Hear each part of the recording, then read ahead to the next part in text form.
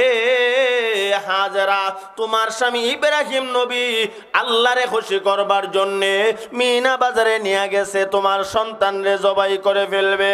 এমনি হাজেরা কোনা কোনা, আমার স্বামী তো সন্তানকে লইয়া মালিকের দরবারে গেছে, দাওয়াত খাইবার জন্য গেছে, না সন্তানকে জবাই করতে পারে না। এমনি ইবলিস চাকো ফারে ফারে, যেই মানুষটা আল্লাহরে খুশি করবার জন্য নিজের জান পর্যন্ত দিয়া দেয়, নমরুদের আগুনে জাপ দেয়, এই মানুষটা আল্লাহকে খুশি করবার জন্য সন্তানকে জবাই করা কোনো কঠিন বিষয় না। কথা ঠিক না?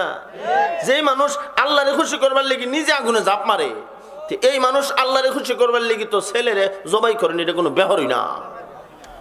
যখন শয়তান কইছে আল্লাহরে খুশি করবার জন্য মিনা বাজারে নিয়ে গেছে, এমনি হাজেরা আলাইহিস সালাতু ওয়াস সালাম কান্না শুরু করে দিছে। জোরে কন্যা সুবহানাল্লাহ।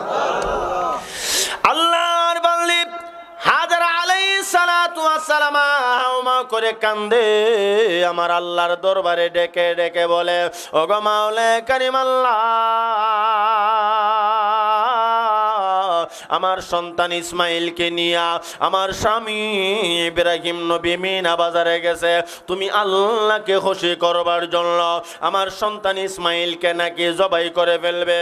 আল্লাহ গো, তোমাকে খুশি করবার জন্য যদি আমার সন্তান জবাই হইয়া যা, আমার মনে কোনো দুঃখ নাই। কেমন মা, আল্লাহর জন্য কত পাগল।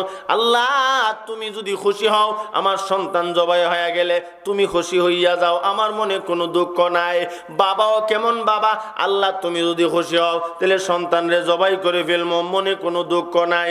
আর সন্তান ইসমাইল ছোট বাচ্চা, কেমন বাবা রে, যখন ইব্রাহিম নবী বলে তোমাকে মিনা বাজারে নিয়ে জবাই করে ফেলবো, ছোট বাচ্চার সন্তান এমন সুন্দর জবাব দিছে। এই জবাবটাকে আল্লাহ পাক কোরআনের আয়াত বানাইয়া আমরার নবীর উপরে নাজিল করেছে। ছোট বাচ্চার জবাবটা বাবা যখন বলছে তোমারে জবাই করে ফেলবো আল্লাহকে খুশি করবার জন্য, সন্তান ডাক দিয়া কো সাতাজিদুনি ইনশাআল্লাহ। জোরে কোন সুবহানাল্লাহ। ক্বালা সাতাজিদুনি ইনশাআল্লাহ,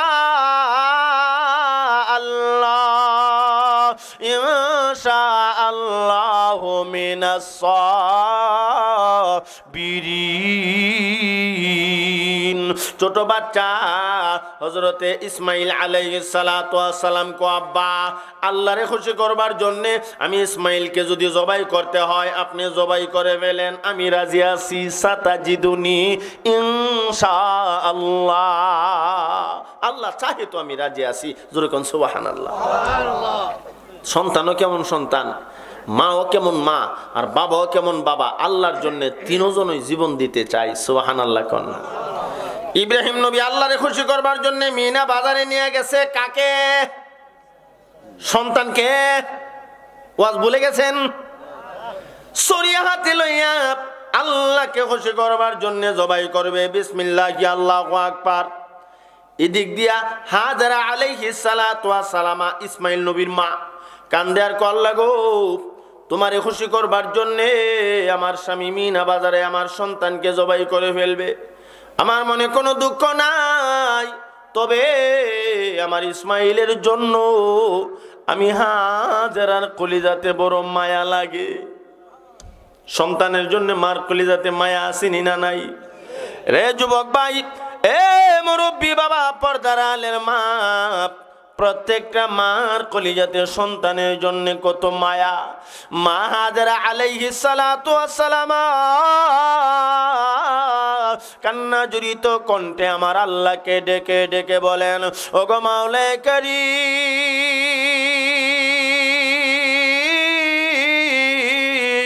ও দয়াময় আল্লাহ, আমার ইসমাইলের জন্য আমি হাজেরার কলিজাতে বড় মায়া, ও আল্লাহ দয়া করে মেহেরবানি করে আমার ইসমাইলকে আমি মা হাজেরার কোলে ফিরাইয়া দাও। যদিও কইছে জব হয়ে গেলে গা, তুমি আল্লাহ যদি খুশি হও আমার কোনো কষ্ট নাই, কিন্তু ভিতরে সন্তানের জন্য মহব্বত, মায়া, ভালোবাসা আসেনি না নাই? আওয়াজ দিয়া কর না।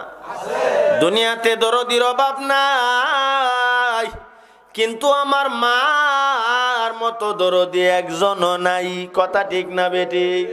মায়ের মতন দরদি কেউ এই দুনিয়ায় পাইবা না, মায়ের মতন দরদি কেউ এই দুনিয়ায় পাইবা না। যে মায়েরই পদ তলে জান্নাত সন্তানের ঠিকানা, যে মায়েরই পদ তলে জান্নাত সন্তানের ঠিকানা। কথা ঠিক না বেটি? দুনিয়াতে দরদির অভাব নাই, কিন্তু মার মতো দরদি একজনও নাই। মা হাজেরা কান্দে আর বলে, আল্লাহ গো, আমার সন্তান ইসমাইলের জন্য আমি মার কলিজাতে বড় মায়া। আমি মা হইয়া আমার সন্তানের জন্য দোয়া করি, আল্লাহ তুমি আমার সন্তানরে ফিরাইয়া দাও। তুমি না মার দোয়া ফিরাইয়া দাও না, আমি মা হইয়া আমার সন্তানকে ফেরত চাই। আল্লাহ তুমি আমার সন্তানকে আমার কোলে ফিরাইয়া দাও। এইভাবে বিনাইয়া বিনাইয়া মা যখন সন্তানের জন্য কাঁদে, আমার আল্লাহর রহমতে এলাহিতে জোশ হইটা গেছে। ও আমার ভাই, আল্লাহ পাক জিবরাইলকে ডাক মারছে, জোরে কোন সুবহানাল্লাহ। রে জিবরাইল, যা যা যা, জান্নাতের ভেতর থেকে জান্নাতি একটা দুম্বা লইয়া মিনা বাজারে যা। তবে সময় কতক্ষণ জানোনি? ওই ইব্রাহিমের শরীরটা ইসমাইলের গলায় পৌঁছার আগে আগে জান্নাতি দুম্বা লইয়া মিনা বাজারে পৌঁছিয়া যাইবা। আমার ভাই ইব্রাহিম নবী জবাই করবার জন্য ছড়ি একদম গলার কাছাকাছি নিয়ে গেছে। ছড়িও নিচের দিকে যায়, আর জান্নাত থেকে জান্নাতি দুম্বা লইয়া জিবরাইল আমিন আসে। 600 নূরের পাকা এমন জোরে বাড়ি মারছে, মুহূর্তের ভিতরে জান্নাতি দুম্বা লইয়া মিনা বাজারে পৌঁছিয়া গেছে। ইসমাইল নবীর সরাইয়া জান্নাতি দুম্বা শোয়া দিছে। ইব্রাহিম নবীর শরীর গিয়া গলাত লাগছে, গলা কেটেছে, কিন্তু সন্তান ইসমাইলের নয়, জান্নাতি দুম্বার। সুবহানাল্লাহ বলবেন না? জবাই যখন হয়েছে, আলহামদুলিল্লাহ, আল্লাহ তুমি খুশি হইছো, আমার সন্তানের আমি জবাই করছি। চক্ষু ছিল বাঁধা, চোখ খুইলা দেখে সন্তান ইসমাইল দাঁড়ায় রইছে, আর দুম্বা একটা পরে জবাই হয়ে গেছে। এদিক ওদিকে তাকাই, ইসমাইল দাঁড়ায় রইছে। এই দুম্বা জবাই হলো, দুম্বা কোত্থেকে আসলো? আল্লাহর পয়গম্বর কান্দে আর বলে, আল্লাহ তুমি কি আমার কোরবানি কবুল করবা না? এই দুম্বা এমন দুম্বা জীবনে কোনোদিন আমি ইব্রাহিম দেখি নাই। সুবহানাল্লাহ কোন। আমার আল্লাহ ডাক দেয়া কই, ইব্রাহিম রে, এই দুম্বা জীবনে দেখবা কেমনে? জীবনে দুম্বা দেখবা কেমনে? এই দুম্বা তো দুনিয়ার বাজারের কোনো দুম্বা না, এটা আল্লাহ জান্নাতের দুম্বা। জোরে কোন সুবহানাল্লাহ। দুম্বা জবাই হইছে। আমার আল্লাহ কই, ইব্রাহিম তোমার মন দিল আমি আল্লাহ পরীক্ষা করেছি, তুমি আল্লাহর জন্য সন্তান জবাই করতে প্রস্তুত, আমি আল্লাহর পরীক্ষায় পাস হইয়া গেছো। তবে সন্তানটাকে বাঁচাই দিলাম কেন জানোনি? তোমার বিবি হাজেরা, ইসমাইলের মা হাজেরার চোখের পানি আর মোনাজাত আমি আল্লাহ কবুল করে নিয়া জান্নাতি দুম্বা জবাই করাইয়া সন্তান ইসমাইলকে আমি আল্লাহ ফেরত দিলাম। যেই কথা বোঝানোর উদ্দেশ্য ছিল যুবক ভাই, আমার উদ্দেশ্যটা হলো, মা এমন জাতি, সন্তান মৃত্যুর হাতে, মৃত্যুর গাঠে, কিন্তু মার দোয়ার বিনিময়ে মরণের হাত থেকে সন্তানকে বাঁচায়া দেয় কে? আওয়াজ দিয়া কোন? এই জন্য যুবক ভাই যাদের মা বাবা দুনিয়ার জমিনে আছে, মা বাবার খেদমত করবা। যদি তুমি জাহান্নামের আগুন থেকে বাঁচতে চাও, আল্লাহর তৈরি জান্নাতে যাইতে চাও, 2 নাম্বার করণীয় ওয়াবিল ওয়ালিদাইনি ইহসানা, মা বাবার সাথে সুন্দর ব্যবহার করবা, সৎ আচরণ করবা। আল্লাহ তৌফিক দান করেন, সবাই বলুন আমিন। অনেকে মনে মনে ভাবতেছেন, হুজুর আমার তো আব্বা নাই, আমার তো আম্মা নাই। যদি আব্বা আম্মা থাকতো, মা বাবার খেদমত করতাম। আপনার জন্য করণীয় হলো, যার আব্বা দুনিয়াতে নাই, যার আম্মা দুনিয়াতে নাই, আজকের মাহফিলে মা বাবার জন্য একটু দোয়া করবেন। রাজি আছেন না ইনশাআল্লাহ? আরো জোরে কোন। এক্ষুনি এই মুহূর্তে আল্লাহর দরবারে আমরা তাওবা করব, মা বাবার জন্য দোয়া করে বাড়িতে যাব। ও আমার ভাই, তবে শেষ কথা হলো, যদি জান্নাতে যেতে হয়, জাহান্নামের আগুন থেকে বাঁচতে হয়, করণীয় কয়টা? 8টা। ও আমার ভাই, 1 নাম্বার লা তা'বুদুনা ইল্লাল্লাহ, আল্লাহ ছাড়া আর কারো উপাসনা করা যাবে না। 2 নাম্বারে ওয়াবিল ওয়ালিদাইনি ইহসানা, মা বাবার সাথে সুন্দর ব্যবহার করা লাগবে, মা বাবার খেদমত করা লাগবে। বাকি আছে কয়টা? এই 6টা 2-3 মিনিটে বলে ফেলে। 3 নম্বরে আল্লাহ বলেন ওয়াদিল কুরবা, করবি নিকটতম আত্মীয় স্বজনের সাথে সুন্দর ব্যবহার করবা। 4 নম্বরে আল্লাহ বলেন ওয়াল ইয়াতামা, এতিমের সাথে সুন্দর ব্যবহার করবা। 5 নম্বরে আল্লাহ বলেন, এ বান্দা, যদি জান্নাতে যাইতে চাও, জাহান্নামের আগুন থেকে বাঁচতে চাও, 5 নম্বর তোমার করণীয় হলো ওয়াল মাসাকিন, মিসকিনের সাথে সুন্দর ব্যবহার করবা। গেল কয়টা? 5টা। 1 নাম্বার লা তা'বুদুনা ইল্লাল্লাহ, আল্লাহ ছাড়া আর কারো ইবাদত করা যাবে না। 2 নাম্বার ওয়াবিল ওয়ালিদাইনি ইহসানা, মা বাবার সাথে সুন্দর ব্যবহার করবা।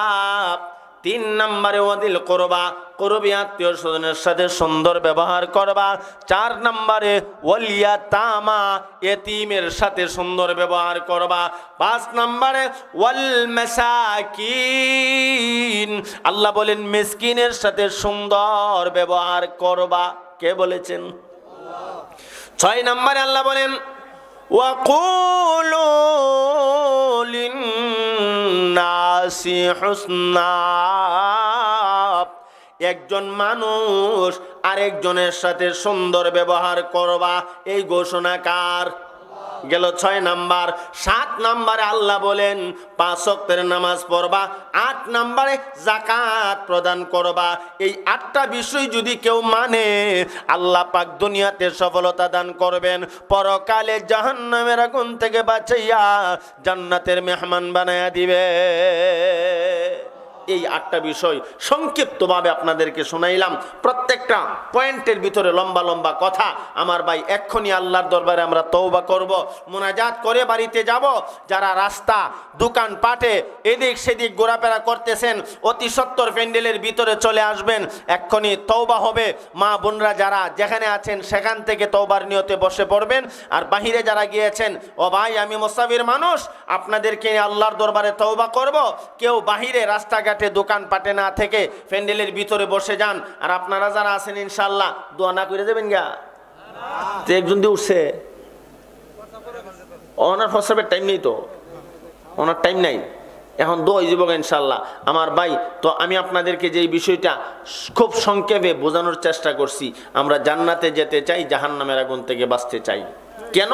এই দুনিয়া চিরদিন থাকার জায়গা না, থাকতে পারবো না, মরতে তো হবেই, মরা লাগবেই। তবে গুনাহ নিয়ে কবরে যেতে চাই, কারণ গুনাহগার পাপিষ্ট নাফরমান কবরে গেলে জাহান্নামের গর্ত হয়ে যাবে কবর। আল কবর রাউযাতুম মিন রিয়াজিল জান্নাহ আও হুফরাতুম মিন হুফারিন নার আও কামা ক্বালা নবী আলাইহিস সালাতু ওয়াস সালাম। আল্লাহ রাসূল বলেন, কবর এমন জায়গা, কারো কারো জন্য জান্নাতের বাগান, আবার কারো জন্য জাহান্নামের গর্ত। গুনাহগার পাপিষ্ট নাফরমান যারা গুনাহ করেছে, এই গুনাহ লইয়া কবরে গেলে কবর জাহান্নামের গর্ত হয়ে যাবে। কথা ঠিক না বেটি? এজন্য ভাই, কবরে যাব, কবরে যাওয়ার পর যদি চেষ্টা করেন যে আমি আবার দুনিয়াত গিয়া রমজানের রোজা রাখমু, 5 ওয়াক্তের নামাজ পড়মু, নেক আমল করব, ওয়াজ মাহফিলে যাব, কোনো কাম হইব নি? কবরে যাওয়ার পর আর কোনো নেক আমল করার সুবিধা নাই। এই জন্য আজকের এই মাহফিল জীবনের শেষ মাহফিল মনে করে আল্লাহর কাছে তো মিম্মা ইয়ালহাকুল মুমিনা মিন আমালিহি ওয়া হাসানাতিহি বা'দা মাউতিহি। মুমিন যখন দুনিয়া থেকে বিদায় হইয়া অন্ধকার ঘর কবরে চলে যায়, সেখানে গেলে আর কোনো নেক আমল করা যায় না, নাকি করা যায়? এ যুবক ভাই, আপনি বুঝতেছেন না মুরব্বী বাবা, যেদিন আপনার চক্ষুটা বন্ধ হয়ে যাবে, আপনি যেদিন কবরে শুয়ে যাবেন, সেদিন হাই আফসোস করবেন আর বলবেন, আরে আমি ঘর বানাইলাম, বাড়ি বানাইলাম, ধন সম্পদ করলাম, এই কিছু আমার সঙ্গে যাবে না, আমি খালি হাতে যাওয়া লাগবে। কথা ঠিক না বেঠিক? কবরে চলে গেছেন, আপনার ঘর, আপনার বাড়ি, যেই ধন সম্পদ আপনি বানাইছেন, কিচ্ছু আপনার সঙ্গে না, খালি হাতে আপনারে দেওয়া হবে। আরে আমি বলি, এই বাড়ি আমার, এই ঘর আমার, এই জমি জামা আমার, আসলে আমার বলতে কিছুই নাই, আমার বলতে কিছুই নাই। আপনি যখন কবরে যাবেন, খালি হাতে কবরে শুয়ে শুয়ে কাঁদবেন, আমি কি করলাম দুনিয়ার জমিনে, কেন বেশি বেশি নেক আমল করলাম না, আল্লাহর ইবাদত করলাম না, নামাজটা পড়লাম না, রমজানের রোজা রাখলাম না। ও আমার ভাই, কবরে গিয়া কাঁদলে আর কোনো লাভ হবে না। এজন্য আল্লাহর রাসূল বলেন, ইন্না মিম্মা ইয়ালহাকুল মুমিনা মিন আমালিহি ওয়া হাসানাতিহি বা'দা মাউতিহি। মুমিন যখন দুনিয়া থেকে বিদায় হইয়া কবরে যায়, সেখানে গেলে আর কোনো নেক আমল করা যায় না, যাবেও না। কথা ঠিক না বেঠিক? তবে আল্লাহর রাসূল আমার তিলাওয়াতকৃত হাদিসে বর্ণনা করেন, দুনিয়াতে এমন কিছু কাজ আছে যেই কাজগুলি করলে তুমি মরার পর, কবরে যাওয়ার পর এর সওয়াব পাইতে থাকবা। আপনি কবরে গিয়ে আর কোনো নেক আমল করতে পারবেন না, কিন্তু কবরে যাওয়ার পর এমন কিছু সদকা জারিয়ার আমল আছে, দুনিয়া থাকাকালীন সময়ে করলে কবরে গেলে সওয়াব পাওয়া যায়। একটা আমলের কথা শুনে এই দোয়াটা হইরা লাই কইতাম না, একটা আমলের কথা ভাই, আপনি জানেন না কিতা? একটা আমলের কথা বলি, শেষ করে দেই। আল্লাহ রাসূল বলেন, দুনিয়া থেকে বিদায় হওয়ার পর কবরে যাইবা, কোনো নেক আমল করার সুবিধা নাই, তবে এমন একটা নেক আমল আছে দুনিয়াতে করলে কবরে গেলে পাওয়া যায়। এটা কি? আল্লাহ রাসূল বলেন, ইলমান আল্লামাহু ওয়া নাশারা। আল্লাহ রাসূল বলেন, এ উম্মতের দল, কবরে তুমি যাইবা, সেখানে গিয়া কোনো আমল করতে পারবা না, সমস্ত আমলের রাস্তা বন্ধ। তবে ইলমান আল্লামাহু ওয়া নাশারা, দুনিয়ার জমিনে যদি তুমি ইলমের প্রচার প্রসার করতে পারো, কোরআনের প্রচার প্রসার করতে পারো, কবরে গেলে এর সওয়াব পাইবা। সুবহানাল্লাহ কোন? বলে হুজুর এটা কেমনে বুঝলাম না, সহজ করে বুঝাইয়ে দেই। ইলমান আল্লামাহু ওয়া নাশারার ব্যাখ্যাতে পড়লাম আপনাদের দারুন নাজাত কওমি মহিলা মাদ্রাসা, এখানে ছোট ছোট বাচ্চাদেরকে কোরআন শিক্ষা দেওয়া হয়নি না হয় না? আওয়াজ দিয়া কোন? ইলমান আল্লামাহু ওয়া নাশারার ব্যাখ্যাতে পড়লাম যারা কোরআন শিখতেছে, যারা কোরআন শিখাইতেছে, এরা কবরে গেলে, কবরে গিয়ে দেখবে মাথা বরাবর সবুজ রঙের পাখি বেশে আল্লাহর কোরআন বসে আছে। তাহলে যারা পড়াইতেছে, যারা আল্লাহর কোরআন পড়তেছে, এরা লাভ আছে না নাই? আপনারা মনে মনে কইতেছেন, হুজুর তে আমরার কি লাভ? দারুন নাজাত কওমি মাদ্রাসার টাকা পয়সা দিয়ে আমরার কি লাভ? যারা পড়ে, যারা পড়ায়, এরা লাভ। আল্লাহ রাসূল কোন না না না, ইলমান আল্লামাহু ওয়া নাশারার 2 নম্বর ব্যাখ্যা উলামায়ে কেরাম লেখেন, আপনি মাদ্রাসায় পড়তে পারেন নাই, আপনি পড়াইতেও পারেন নাই, তবে দারুন নাজাত কওমি মহিলা মাদ্রাসা প্রতিষ্ঠিত করেছেন। শুধু এখানে না, আশপাশে অনেক মাদ্রাসা আছে, এই মাদ্রাসাগুলিতে দান খয়রাত করেছেন, এই মাদ্রাসার জায়গা দিয়েছেন, টাকা পয়সা দিয়েছেন, এই মাদ্রাসা পরিচালনা করেছেন। আপনি যেন আল্লাহর কোরআনের সাথে একটা সম্পর্ক করেছেন। ইলমান আল্লামাহু ওয়া নাশারার ব্যাখ্যাতে পড়লাম, আপনি যেদিন কবরে যাবেন, গিয়ে দেখবেন মাথা বরাবর আল্লাহর কোরআন। আল্লাহর কোরআন বলবে, ও আল্লাহর বান্দা, তুমি নিজে জীবনে কোরআন পড়ো নাই, কাউকে পড়াও নাই, কিন্তু যেখানে কোরআন শিক্ষা দেওয়া হয়, এই দারুন নাজাত কওমি মহিলা মাদ্রাসায় দান খয়রাত করেছিলা, এই মাদ্রাসা বানাইছিলা, এই জন্য আল্লাহ পাক আমি কোরআনকে তোমার কবরে সাহায্যকারী বানায়া পাঠায়া দিছি। কোরআন যদি সাহায্যকারী হতে হয় এই দারুন নাজাত কওমি মাদ্রাসার সাথে একটা সম্পর্ক রাখবার দরকার আছে না নাই? জানে মালে যার যার সাধ্য অনুযায়ী মাদ্রাসার খেদমত করে যাব। আল্লাহ তৌফিক দান করেন, কোন আমিন। এই যে আমরা অর্থমন্ত্রী আলমগীর হোসেন ভাই আইতাছে, উনি অত্র মাদ্রাসার কোষাধ্যক্ষ।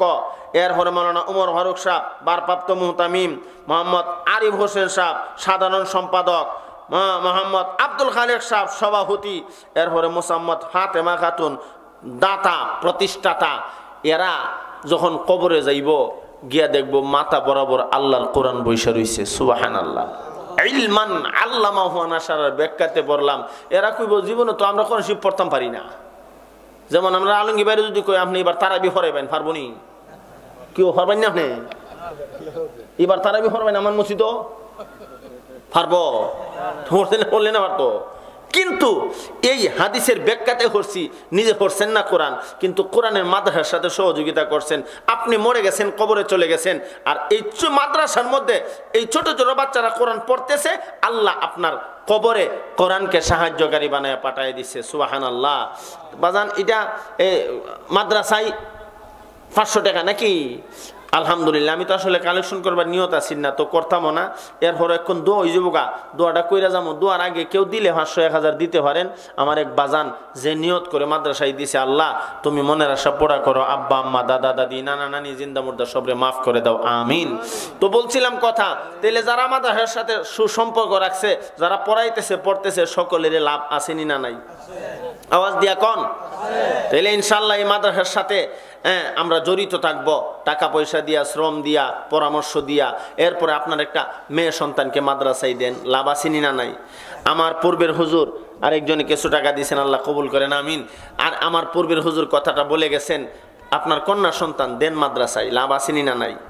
কি লাভ? আপনি যখন দুনিয়া থেকে বিদায় হয়ে যাবেন, আপনার এই দারুন নাজাত কওমি মাদ্রাসায় আপনার ছোট মেয়েটা পড়াশোনা করছে, আল্লাহর কোরআন শিখছে, সে ঘরের কোনায় বৈশা বৈশা কোরআন শরীফ খতম করে করে আপনার জন্য দোয়া করবে।